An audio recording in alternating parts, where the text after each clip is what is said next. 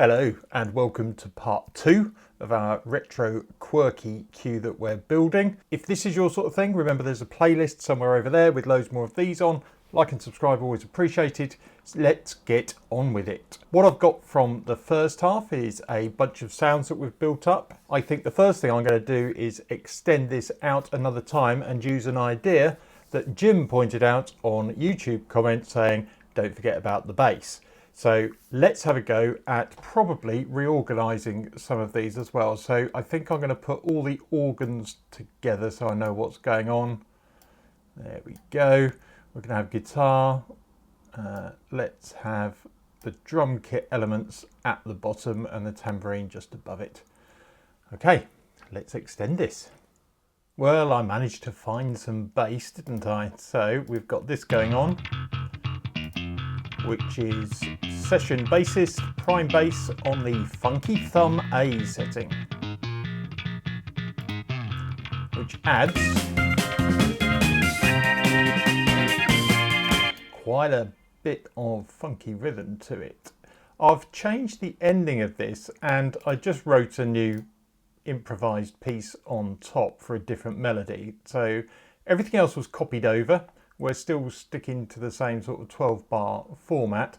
This ending of the first half goes like this.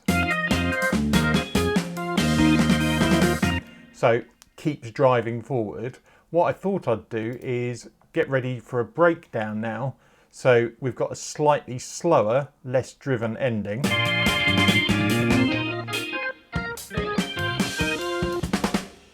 And ready to go to some sort of breakdown. So let's see how that turns out.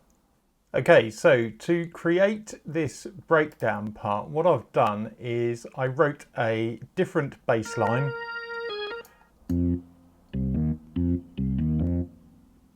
which is a little bit less busy, and then wrote a melody, and literally one is copied onto the other. Remember, we've got these two melody organs.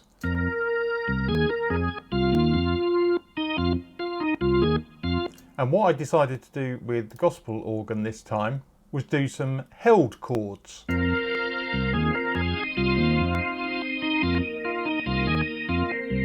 Similar with the cat.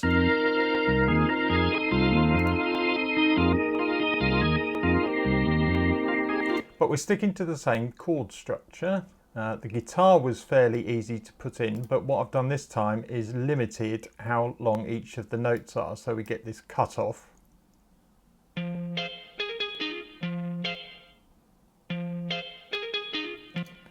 And I'm not sure about the bass, but it almost seems a little bit too busy, so I might have a look at that. I've cut out the tambourine, and as you can hear, I just wrote some simple hi-hats, cymbal hits, and a couple of snares to go in.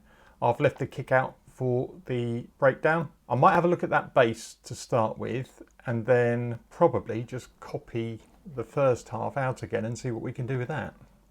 Right, before moving too far, what I've done is copied that prime bass sound, but what I've done is gone into it and I've edited some of the bass settings so we get a slightly different tone, and we're using Funky Thumb C this time.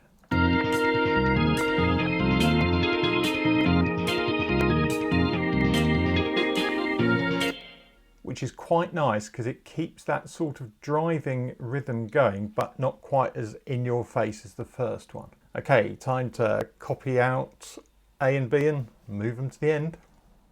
Okay, so nothing massively complicated going on here. We've got the A and the B section that we originally started with.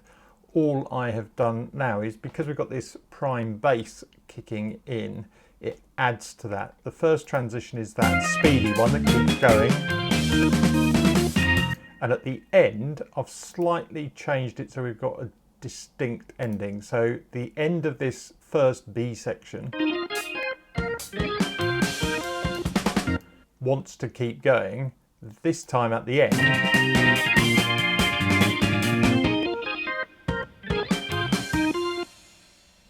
we've got an actual finish. That's sounding quite good so far. I'm just going to have a listen and see if there's anything else that might make it better. See you in a sec. Well, I did find something that I think makes it sound better, and that's using the toms from our drum kit. So I've added them in here, doing this little double fill.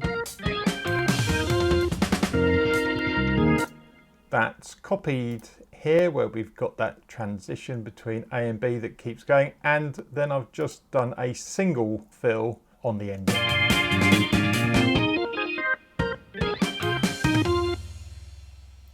Which I think finishes it nicely.